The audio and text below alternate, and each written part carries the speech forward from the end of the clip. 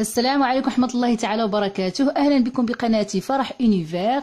بعد أن عملت فيديو سابق عن كيفية تسوية وضعية المقيمين غير الشرعيين بفرنسا عن طريق العمل، في هذا الفيديو سوف أتكلم عن طرق أخرى يمكن أيضا للمقيمين غير الشرعيين بفرنسا عملها غير العمل. هناك طرق أخرى، هذه الطرق سنجدها فيما يسمى لي سيركولير دو فالس دو 2012، يعني مرسوم وزاري. سأضع لكم الرابط أسفل هذا الفيديو في صندوق الوصف لمعرفة المزيد وللتأكد من هذه المعلومات. ولكن كما أقول دائما، لعمل هذا الطلب لتسوية الوضعية بفرنسا يجب دائما أن نستشير محامي خاص بقانون الأجانب حتى نتجنب الأخطاء ولا نكون معرضين إلى أي أمر بإخلاء التراب الفرنسي، يعني النوردر دي كيتي تيريتوار. يعني يجب دائما أن نستشير محامي قبل أن نعمل هذه الإجراءات، لأنها إجراءات معقدة وتتطلب دائما نصائح خبراء في قانون الفرنسي. Bonjour. Aujourd'hui, je voudrais évoquer la question des personnes qui sont en France sans papier, des personnes étrangères sans papier, qui pourraient être régularisées parce que des entreprises ou des particuliers ou des artisans ou des commerçants voudraient engager ces personnes. Qu'est-ce qu'on peut faire et qui est concerné?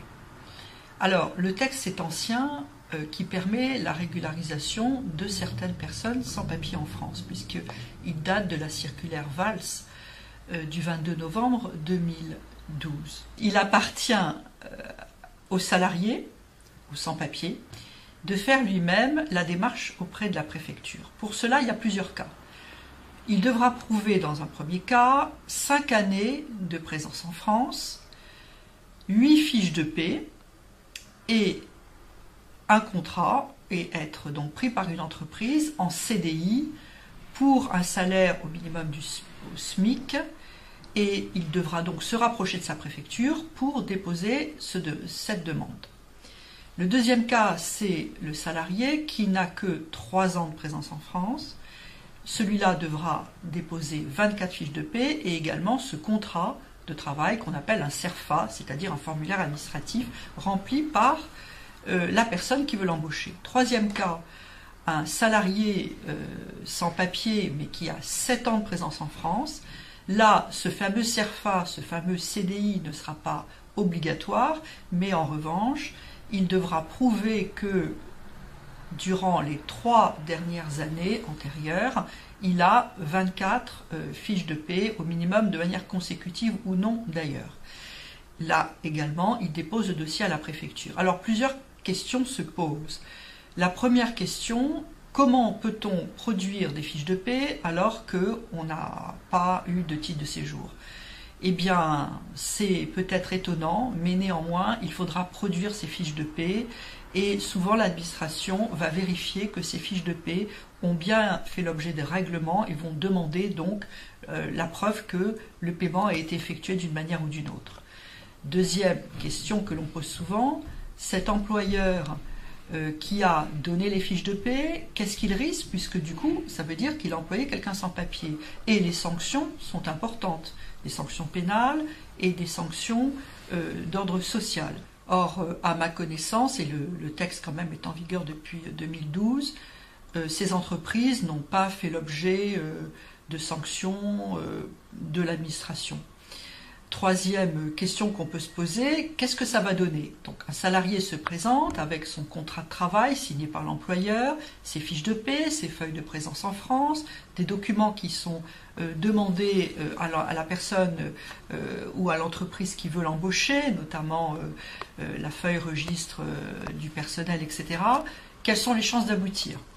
Alors là, le dossier va passer par le canal de la directe, dont nous avons déjà parlé dans une vidéo précédente, c'est-à-dire la Direction générale des entreprises, de la concurrence, de la consommation, du travail et de l'emploi, et la directe va apposer ou non son tampon d'acceptation sur le contrat qui est présenté par l'entreprise qui veut engager cette personne. Sachant qu'en France actuellement, il y a une centaine de métiers qui sont réputés sous tension, l'hôtellerie, les métiers du bâtiment, la restauration et d'autres métiers liés par exemple à la personne ou à l'aide à la personne, ou également des métiers particuliers dans l'industrie tels que soudeur, etc. et beaucoup d'autres métiers. Donc le dossier est transmis à la préfecture par le candidat au poste. Les délais pour avoir une réponse sont très variables selon les préfectures, mais en tout cas durent plusieurs mois, ça c'est certain.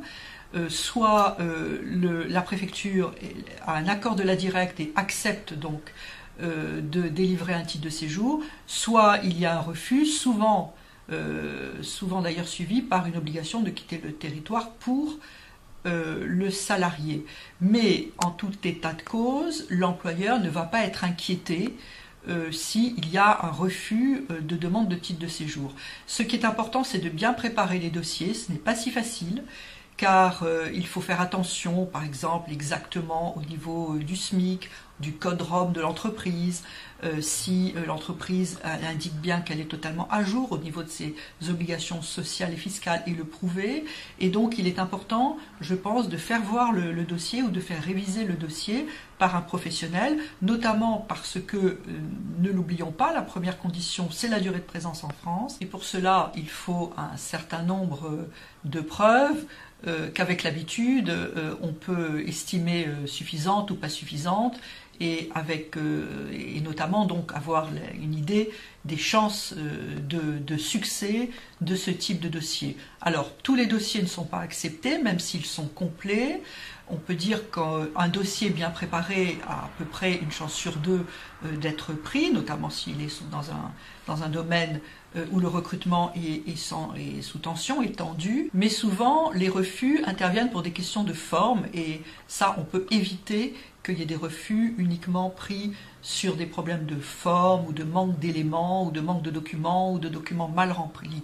Donc il est important là aussi de faire revoir les dossiers par des personnes qui ont l'habitude.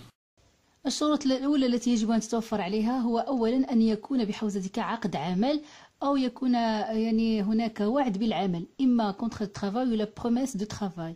يعني هذه أول الشروط التي يجب أن تتوفر عليها، وكلما كان عقد العمل فيه مدة أطول كلما كانت عندك حظوظ أكثر لتسوية وضعيتك. كذلك يجب أن تبين بأنك كنت متواجد هنا بفرنسا يعني سنوات عديدة، على الأقل 5 سنوات، وأنك اشتغلت يعني مدة طويلة خلال هذه 5 سنوات هنا بفرنسا، أقلها 8 أشهر خلال السنتين الأخيرتين قبل أن تطلب تسوية وضعيتك، أو 30 شهرا خلال 5 سنوات التي أقمت بها هنا بفرنسا. في حالات استثنائية يمكن أيضا طلب تسوية وضعيتك عن طريق العمل، حتى إذا كنت أقمت 3 سنوات فقط بفرنسا، ولكن يجب أن تبين بأن خلال هذه 3 سنوات قد اشتغلت 24 شهرا، وأن من بين هذه 24 شهرا قد اشتغلت 8 أشهر خلال السنتين الأخيرتين قبل أن تطلب تسوية وضعيتك عن طريق العمل. من الشروط الأخرى أيضا يجب أن تبين بأنك تتكلم اللغة الفرنسية، يعني ليس إتقانا كإتقان جامعي، ولكن إتقان إليمونتير يعني أساسي، من خلاله يمكن أن تعمل جمل بسيطة وأن تفهم ما يقال لك وتستطيع الإجابة. يعني هذا من الشروط أيضا الضرورية التي يجب أن تتوفر عليها عند طلبك لتسوية وضعيتك عن طريق العمل بفرنسا.